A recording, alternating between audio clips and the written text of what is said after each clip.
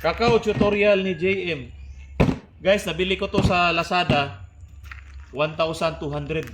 Ito. Kasama na itong ganito niya. Pero ito, nabili ko to sa doon sa mga agri-store. Meron din dito sa online, no. Ito, ano siya, extended, no. Ano bang tawag niyan? Na-i-extend po siya. Yan. Pihitin mo lang, tapos lalabas siya. Yan. Tapos pwede mo siya i-lock. Yan. Ayan na. Tapos mag-i-spray tayo ngayon ng bunga ng kakao, no? Mag-i-spray tayo ng bunga ng kakao. Guys, ito magandang sticker, guys, oh. Meron ako nabili na sticker. Ito, Protex Crop Oil Groomer ito. So maganda siya, guys, oh. Pwede daw gumamit ito ng 20 ml hanggang 20 ml. Ako mga 5 ml lang nito. So vegetable oil, emulsified oil for water dilution. So ito yung pang-sticker natin. Yan. Protex. Ano ba yung Protex? O ano ba yung oil, yung tinatawag na sticker para kumapit po yung yung chemical natin ito.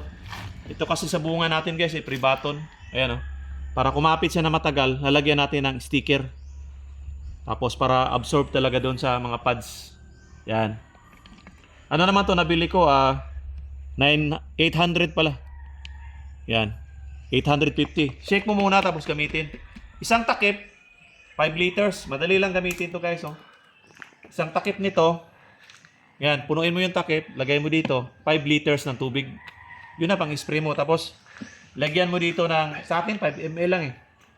Pero itong Protex, pwede kahit 10 ml, lalagyan ko ng 10 ml. So yun po ang shake wheel muna. Yun po ang pang-spray natin sa ating bunga ng kakao. Kada 15 days po ito. Kada 15 days, no? Kada 15 days. So maraming idea kung paano mag-protect sa ating cacao pods. Meron ding pod sleeving. Mas maganda yun kasi organic eh. Diba? Yung pod sleeving. Meron din itong mga ganito chemical. Tapos meron din mga pahid-pahid. Diba? So hindi ko pa ginagawa yung pahid-pahid. Ito lang muna yung ginagawa ko.